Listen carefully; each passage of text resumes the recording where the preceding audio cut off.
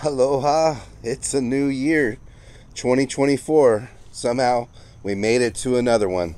And like many people out there this time of year, I like to use this time to do a little bit of planning and strategizing, setting goals, not only in my own life, but in my garden as well. So I thought, let's take this chance today to make a video and talk about goals and how you can achieve the goals that you want to achieve in your garden, and a little bit about the goals that I have for Homesteadin Hawaii, which we'll get into later at the end of the video here. So you ready to get into it? All right, cool. Let's go ahead and dive in. Have you ever heard of SMART goals? Now, I'm not talking about goals that you just think are just genius. I'm actually talking about SMART, which stands for specific, measurable, achievable, relevant, and time-based. So what does all that mean? Let me give you an example. Here's a goal most people make. I want to grow more of my own food this year. Now that's a pretty good goal, but it's also pretty vague. What type of food do you want to grow? And by when? When vague goals like these are made, they tend to not get achieved. Now let's try an example of a SMART goal, shall we? For myself, I want to add on 200 square feet of added raised bed space and have that finished and planted by April of 2024. Now, did you see what I did there? Essentially, it's the same thing, except it's specific, measurable, achievable, relevant, and time-based. It's a SMART goal. Now, I'll get that one written down on my list and come up with 4 more for 2024. I feel like 5 goals in the garden is my sweet spot. If I try to add too much, I tend to feel like I have a lot of pressure to get things done. Too little, and it doesn't look like I'm making any progress. So let's take a moment right now, pause this video, and write down 5 SMART goals that you hope to achieve in your garden this year. Now, as I already mentioned, one of my goals is to add on 200 square feet of raised bed growing area to my garden by April. I also want to expand my fruit tree nursery by 1,000 trees this year. That means I have to plant at least 85 trees per month to get there by the end of this year.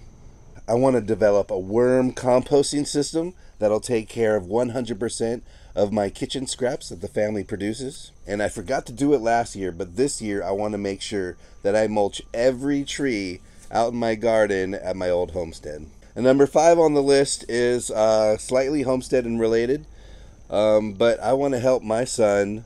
His goal is to hunt his first animal this year. And so we're going to dive more into finding food from the land, especially when it comes to hunting or fishing. All right, so did you get your list of 5 SMART goals? Mine are really simple, achievable goals that'll help move the needle for me in the garden this year. I tend to post a list of goals in a place where I'll see it most often.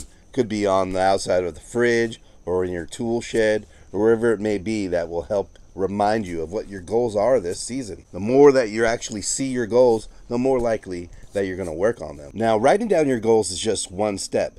How are you going to actually achieve them?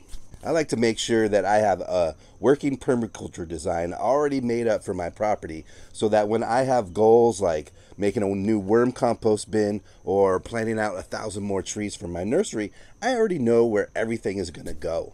That makes it easy for me so I could just get out there and get it done. And then once you do that, a good thing to do is to go down your list of goals and create some action steps so that you can actually achieve them. I like to make sure that I put mine in the order of urgency. So if you have something like vanilla that you need to pollinate, which happens in January, you want to make sure that that is a #1 goal that gets hit right away. And you want to get out there and pollinate each and every one of those flowers so that you have beans in 9 months. And if you don't set a goal to get that done now and then put it on the top of the list, you may forget about it till it's too late. So for myself, since getting my garden beds made up by April is one of the more time-sensitive things, I've already come up with an action plan.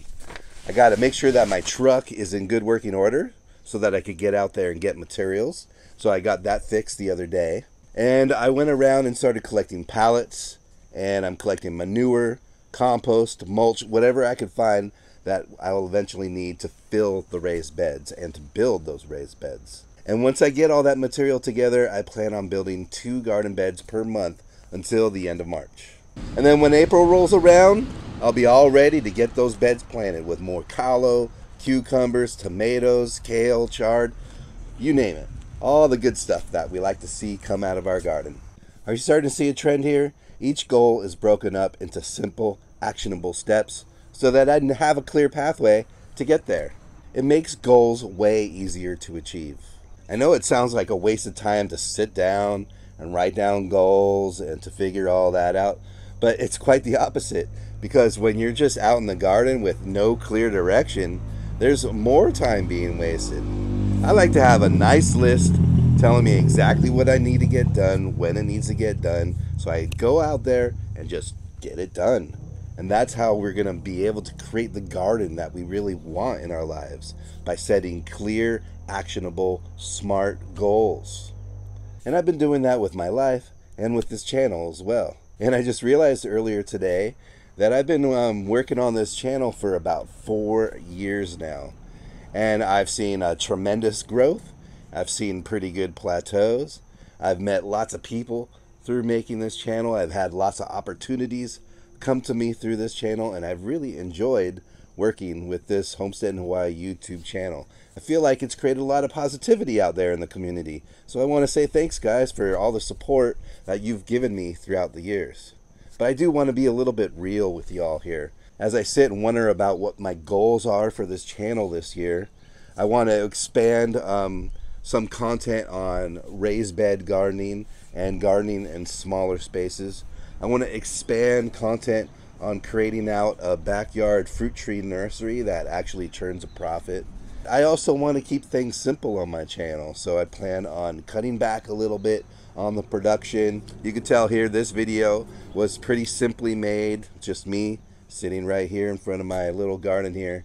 Not too much cutting and editing, but I also plan on releasing videos twice a month instead of 4 times a month like I was trying to do, just to make it a lot easier for me, because to be honest, YouTube doesn't pay the bills, not in the slightest.